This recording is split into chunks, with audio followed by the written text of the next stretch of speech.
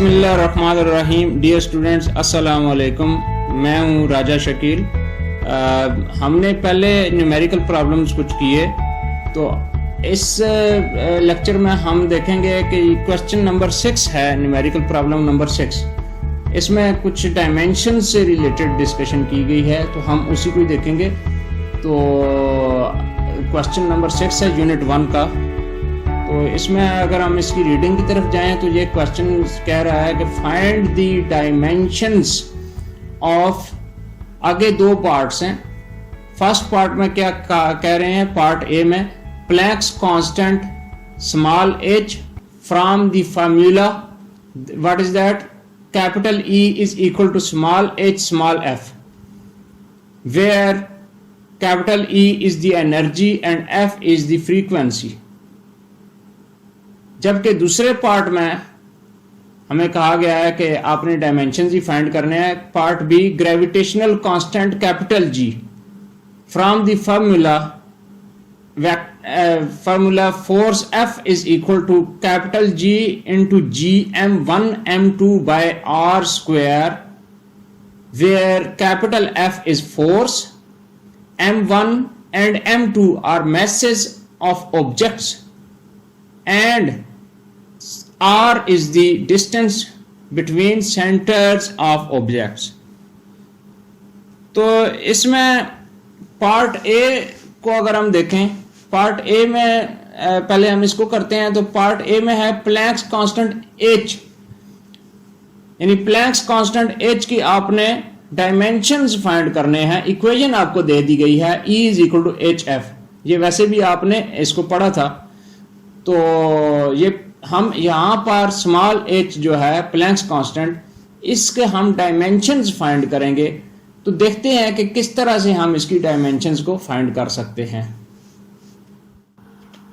जी, तो हमारे पास इक्वेशन है E is equal to hf।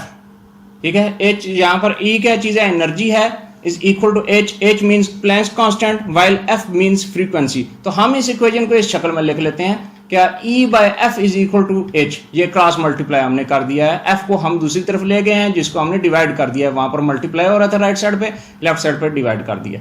अब या फिर ये क्या E by f is equal to h, तो राइट साइड पे h है और लेफ्ट साइड पे E by f है, तो हम इसको लेफ्ट को राइट और राइट को लेफ्ट कर देते हैं। इक्वेशन में आप ये चीजें कर सकते हैं। तो h is equal to E by f। अब नेक्स्ट स्टेप में हम क्या करेंगे, दोनों तरफ हम डायमेंशंस लगा देते हैं। ये डायमेंशंस का साइन है, ये जो लार्ज ब्रेसेस हैं, बड़ी जो ब्रैकेट्स होती हैं, ये क्या है, ये डायमेंशंस का साइन है। तो अब क्या हो गया, हम जरा करते हैं, ये हमने डायमेंशन लगा दी। E by f की कंबाइंड डायमेंशन है। हम इसको अब क्या करते हैं, नेक्स्ट स्टेप में हम E की डायमेंशन सेपरेट लिख लेते हैं। सेपरेट ब्रैकेट्स इसके लिए कर दिए और f के लिए हमने सेपरेट ब्रैकेट्स कर दिए। नेक्स्ट हमने क्या काम करना है कि E की जो एनर्जी की जो डायमेंशन है वो पहले हम फाइंड कर चुके हैं। अगर आपको कंफ्यूजन हो तो आप फिर बाद में इस चीज का मुझसे पूछ सकते हैं, और वो मैं इसके लिए सेपरेट वीडियो भी अपलोड कर दूंगा अगर आपको इसमें प्रॉब्लम है। उसकी डायमेंशन है ml² पर time square, mass into length square पर time square, divide by frequency. Frequency क्या चीज है, फ्रीक्वेंसी का यूनिट है जी हर्ट्ज, आपको पता है। ठीक है, हर्ट्ज ऐसा यूनिट जो इसका फ्रीक्वेंसी का। हर्ट्ज असल में क्या चीज है, साइकिल पर सेकंड, साइकिल पर सेकंड। तो यानी साइकिल अगर हम इसको डायमेंशन की शक्ल में रखें तो साइकिल का यानी कि जो एक चक्कर जो होता है उसका यूनिट नहीं होता है, उसका डायमेंशन नहीं होता। तो आप क्या करेंगे, ये इसकी जगह पे 1 ही लिख दिया जब आप डायमेंशन की फॉर्म में लिख रहे हैं। और डिवाइडेड बाय सेकंड, सेकंड क्या चीज है, ये टाइम का डायमेंशन है। तो ये क्या, सॉरी, इसका डायमेंशन जो है वो टाइम है। तो 1/t आपके पास डायमेंशन आ चुके हैं। ये डायमेंशन की ये ब्रैकेट मैंने इसलिए डाली है कि हमने क्योंकि डायमेंशन की शक्ल में लिख दिया। या फिर आप 1/t को आप लिख सकते हैं t⁻⁻1। ये सिंपल मैथमेटिक्स है, ये तो आपको पता ही है कि 1 समथिंग को आप उसी चीज की पावर -1 में आप लिख सकते हैं। तो ये आपके पास आ गया। तो अब आप ओवरऑल आपके पास क्या चीज हुई कि t⁻⁻1 ये आ गया आपका फ्रीक्वेंसी का डायमेंशन। तो ये अब आप मेंशन करेंगे फ्रीक्वेंसी की डायमेंशन के तौर पर। ठीक है, तो अब आप करेंगे फ्रीक्वेंसी का जो डायमेंशन है वो क्या चीज है, t⁻⁻1। तो अब आपने क्या किया, Planck's constant h is equal to m, उसी तरह से रहेगा। जो ऊपर जो न्यूमरेटर्स हैं वो तो उसी तरह से रहेंगे, ml² पर t²। अब ये डिवाइडेड बाय t⁻⁻1 है। तो जब डिवाइडेड बाय समथिंग होते हैं उसको जब आप ऊपर लेकर आते हैं, यानी डिनोमिनेटर को आप न्यूमरेटर में लाते हैं, तो उसकी पावर की साइन चेंज हो जाता है। यानी कि क्या होगा, टी पावर +1 हो जाएगा। ये -1 था, अब आपने इसको +1 में कन्वर्ट कर दिया जब आप इसको न्यूमरेटर में लेकर आए। अच्छा जी, नेक्स्ट स्टेप में क्या चीज होगी, Planck's constant h is equal to, मैथ तो उसी तरह से रहेगा, लेंथ भी उसी तरह से, एल स्क्वायर भी उसी तरह से है, क्योंकि एम एंड एल में कोई चेंज नहीं है।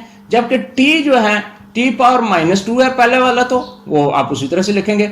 अब दूसरे वाला भी टी है जो कि +1 उसकी पावर है, तो एक्चुअली ये दो टी हैं जो आपस में मल्टीप्लाई हो रहे हैं। जब दो सेम बेस वाली चीजें, क्योंकि ये टी जो है ना ये बेस में है जबकि उसकी पावर है ऊपर, तो ये दो सेम बेस वाली चीजें जब आपस में मल्टीप्लाई हो रही होती हैं तो क्या होता है कि उसमें फिर, क्यों T is the same base being multiplied, तो इसके लिए हम क्या करेंगे कि जी जब सेम बेस मल्टीप्लाई होते हैं तो इसके लिए हम क्या करते हैं, पावर्स बीइंग एडेड, पावर्स आप ऐड कर देंगे। तो पावर्स आपने ऐड कर दी, यानी पावर्स इनकी है, पहले की -2 दूसरे के +1, तो -2 + 1 ये आपने कर दिया। ठीक है, तो ये स्टेप था इंपॉर्टेंट चीज, आपको मेरे ख्याल से ये अंडरस्टैंड हो गई होगी। नेक्स्ट जो हम करेंगे स्टेप में वो क्या है कि Planck's constant h is equal to m, उसी तरह से रहेगा क्योंकि एक ही m है, l स्क्वायर ये भी एक ही है, बस इसमें भी नो चेंज, ये भी सेम रहा। फिर t पावर -2 + 1 है, -2 + 1, तो -2 + 1 कितना होता है, आपको ये बात पता है कितना है, -2 + 1 इज इक्वल टू -1, तो t पावर -1 आ गया। तो बस दिस इज द एंड, ये आपका आंसर आ गया प्लैंक्स कांस्टेंट h के लिए। जो पार्ट ए है आपका E is equal to HF, उसका आपका आंसर आ चुका है।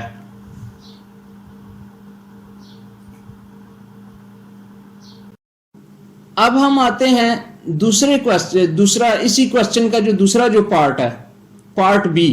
इसमें हमसे कहा गया कि आप डायमेंशंस फाइंड करने हैं, gravitational constant capital G from the formula F is equal to capital G m1 m2 divided by r square, where F is force, m1 and m2 are the masses of objects and r is the distance between centers of objects। तो यहां पर अब आपने जो gravitational constant है capital G, आपने Newton's law of gravitation पढ़ा था, उसी में ही है कैपिटल G। अब हम इसकी डायमेंशंस फाइंड करेंगे कि बेस क्वांटिटीज में बेसिकली ये चीज क्या है, तो उसके लिए अब हम प्रोसीजर स्टार्ट करते हैं।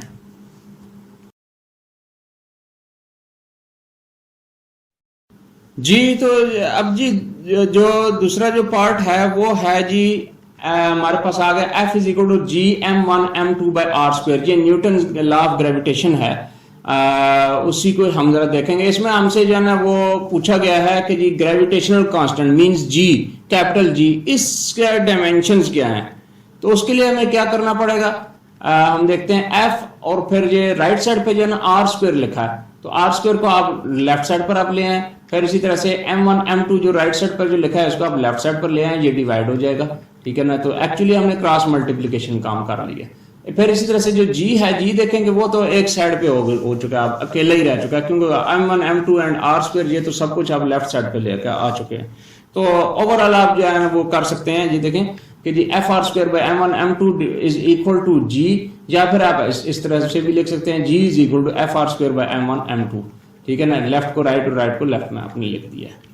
नेक्स्ट जो आप करेंगे कि ये देखें ये दोनों साइड सेम है, तो इसलिए क्या होगा, दोनों साइड्स की डायमेंशन भी सेम होंगी। आप स्क्वायर ब्रैकेट्स लगाएं, ठीक है, क्योंकि हमने डायमेंशंस का काम करना है ना, तो डायमेंशंस दोनों साइड पर आपने लगा दी, मीन स्क्वायर ब्रैकेट्स। इसका मतलब है कि अगर दो साइड सेम है तो इसका मतलब हो गया डायमेंशंस भी उनकी सेम आएंगी। तो अब G is equal to dimensions of G means dimensions of G is equal to F। Force जो है, फोर्स का जो डायमेंशंस है वो है जी मास लेंथ पर टाइम स्क्वायर। ये हम पहले से इस चीज को कैलकुलेशन कर चुके हैं। ठीक है, अगर आपको फिर भी कंफ्यूजन हो तो आप इसके लिए सेपरेट जो है ना वो वीडियो मेरी देख सकते हैं। अदरवाइज इस क्वेश्चन के अंदर इसको सेपरेट कैलकुलेट करने की नीड नहीं है, आपको डायरेक्टली याद हो तो ज्यादा बेहतर है। ठीक है, अदरवाइज आप रफ साइड पे बेशक इसको कर लीजिएगा, यहाँ पर जो है ना डायरेक्टली जो है ना इसको करने की नीड नहीं है। तो फिर पर दूसरा जो चीज है वो है जी आर स्क्वायर। आर क्या चीज है, डिस्टेंस और डिस्प्लेसमेंट। तो ये जो है आर एक्चुअली लेंथ पर होगी ना, डिस्टेंस और डिस्प्लेसमेंट ये बेसिकली लेंथ है डायमेंशंस के लिहाज से। तो आपने इसकी जगह पे एल लिखा, एल मीन्स लेंथ, तो ये और आर स्क्वायर है तो लेंथ का भी ये स्क्वायर हो जाएगा। होल डिवाइडेड बाय, अब हम देखते हैं maths 1 and maths 2। Maths 1 and maths 2 ये लिखा है M1 एंड M2। ये जहां पर स्टूडेंट्स बाजू का जो है ना वो मैंने कुछ कंफ्यूज होते हुए स्टूडेंट्स देखे हैं कि वो क्योंकि मैथ्स 1 है तो इसके लिए तो M हो गया, ठीक है, ये हम M मैथ्स 1 यानी इसका डायमेंशन तो M होता है मैथ्स, ठीक है, in the base units, base units के लिहाज से हम जो है ना बेस क्वांटिटीज के लिहाज से सॉरी इसका डायमेंशन ये आ गया। जबकि जो M2 है इसके लिए बाजू का स्टूडेंट्स कभी कभी कंफ्यूज हो जाते हैं, ये M2 की जगह पे वो क्या कर देते हैं M पावर 2 लिख देते हैं। तो आपने ये काम नहीं करना, ये एक्चुअली M2 का मतलब है सेकंड मैस, तो वो भी मैस ही है, वो भी इसी तरह से किलोग्राम्स में मेजर होगा, तो उसका भी जो डायमेंशन है वो मैस ही है, कैपिटल M ही है। आपने M पावर 2 नहीं लिख देना ये एक्चुअली, क्योंकि M1 एंड M2 जो लिखे हैं ये पावर्स नहीं लिखी हैं, ये इनका सबस्क्रिप्ट में लिखा है, ये सिंपली डिफरेंशिएशन के लिए लिखा है कि ये पहला मैस है और ये दूसरा मैस है, उनकी ये पावर्स नहीं है, ये प्लीज इसको ध्यान में रखें।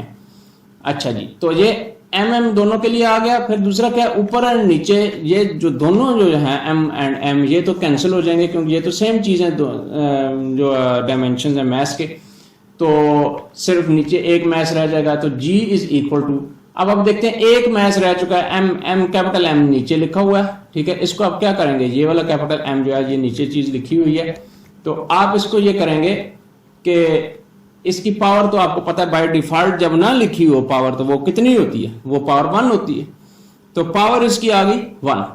तो लेकिन ये तो डिनोमिनेटर में लिखा है, तो हम जब इसको अब नेक्स्ट स्टेप में लिखने लगे हम इसको अब न्यूमिनेटर में लिखेंगे, यानी ऊपर लिखेंगे, तो वो क्या होगा, पावर 1 है तो ये ऊपर जब आएगा तो पावर -1 हो गई इसकी।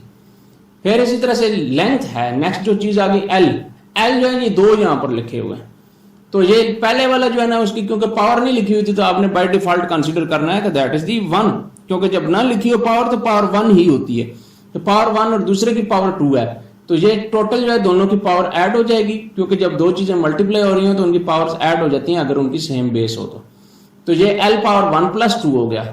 तो इसी तरह से आप T जो है आप देखते हैं T पावर -2, तो ये एक्चुअली इसी तरह से रहेगा क्योंकि कोई और T है ही नहीं और पहले से ही ऊपर लिखा हुआ है, तो इसलिए T पावर -2 इसमें कोई चेंज नहीं आएगी। तो G इज इक्वल टू यानी dimension of G is equal to M power -1, ये तो ठीक हो गया। L पावर ऊपर देखते हैं 1 + 2 है तो ये 3 हो जाएगा, T पावर -2 इसी तरह से रहेगा, इट विल बी 10। तो ये G इज इक्वल टू ये आपके पास आ गया